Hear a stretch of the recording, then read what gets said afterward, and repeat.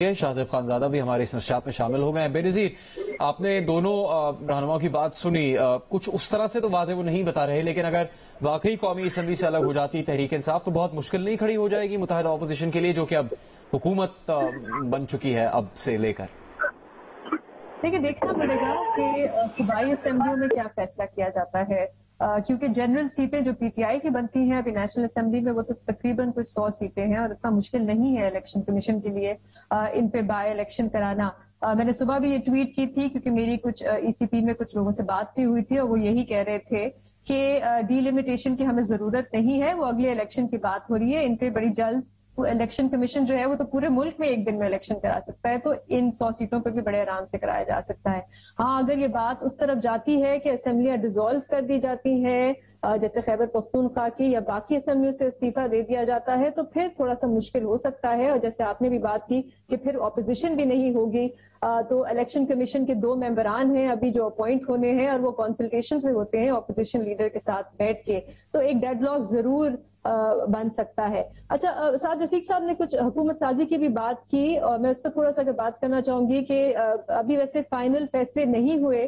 لیکن میری جو اطلاعات ہے اس کے مطابق ابھی تک بےنظیر، اس میں میں یہ صرف شامل کرنا چاہوں گا، آپ نے بہت پہلے ایک فہرست دی تھی نشریات میں، اور آپ نے ہی یہ نام دیا تھا کہ بلاول بھٹو کو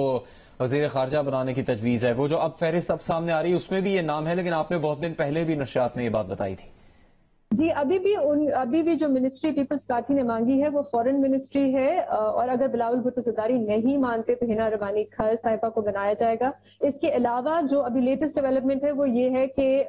لا منسٹری، آئی ٹی، کمیونیکیشن اور انٹر پروونشل منسٹری بھی پیپلز پارٹی نے مانگی ہے، اور یہ بھی اب کہا جا رہا ہے کہ نوید قمر صاحب کو نیشنل اسمبلی کا اسپیکر بنایا جائے، لیکن اگر مسلم لیگ نون اس پہ نہیں مانتی تو پھر وہ چاہتے ہیں کہ چیئرمین سینٹ یوسف رضا گیلانی صاحب کو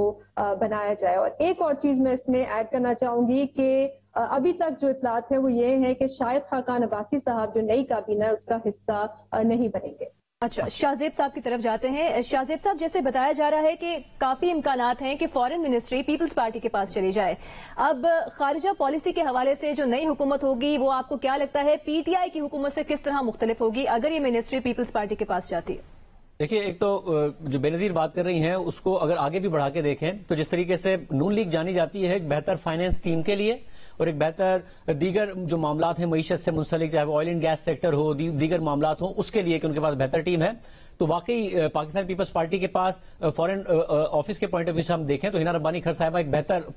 فورن منسٹر تھی، ایک بہتر وزیر خارجہ تھی۔ اگر بلاول خود فیصلہ کرتے ہیں تو الگ بات ہے، ورنہ نون لیگ کے دور میں تو ایک لمبے عرصے تک کوئی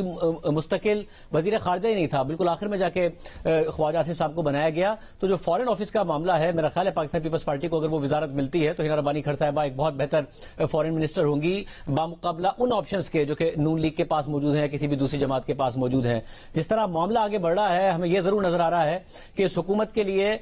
کام کرنا مشکل کرے گی پاکستان تحریک انصاف، اور انہوں نے یہ فیصلہ کر لیا ہے۔ کل کے بعد ایک الگ کانفیڈنس آیا ہے، ابھی بھی جب ہم نے کچھ لوگوں سے بات کی ہے پاکستان تحریک انصاف میں تو وہ یہ ایک کانفیڈنس آ گیا ہے کل کے احتجاج کے بعد کہ عمران خان صاحب تو خود تھے نہیں، اس کے باوجود اتنے لوگ باہر آ گئے، اس کا مطلب ہے کہ ہمیں پارلیمنٹ میں نہیں رہنا ہے، ہمیں پارلیمنٹ سے باہر رہنا ہے، اور اب ہم الیکشن کیمپین میں چلے گئے ہیں۔ 2 جلسے اس ہفتے ہیں، ایک بدھ کو پشاور میں، اتوار کو 17 تاریخ کو کراچی میں عمران خان صاحب کر رہے ہیں، اور کراچی پہلے نہیں تھا آن کارڈز۔ کل جو کراچی میں احتجاج ہوا ہے اس کے بعد فیصلہ کیا گیا کہ کراچی میں عمران خان صاحب جلسہ کریں گے، تو جس کی وجہ سے اب یہ واضح ہے کہ پی ٹی آئی کو لگتا ہے کہ یہ حکومت سروائیو نہیں کر پائے گی، اور ہم میک شور کریں گے کہ یہ حکومت سروائیو نہ کرے، ان کو مجبور کریں گے کہ یہ الیکشن کال کریں، اور جب الیکشن یہ کال کریں گے تو اس وقت تک ہم الیکشن کیمپین میں بہت آگے نکل گئے ہوں گے، یہ وہاں تک نہیں پہنچے ہوں گے۔ مگر اس سب میں ہم نے ایک چیز دیکھی تھی پچھلے 10-15 سال میں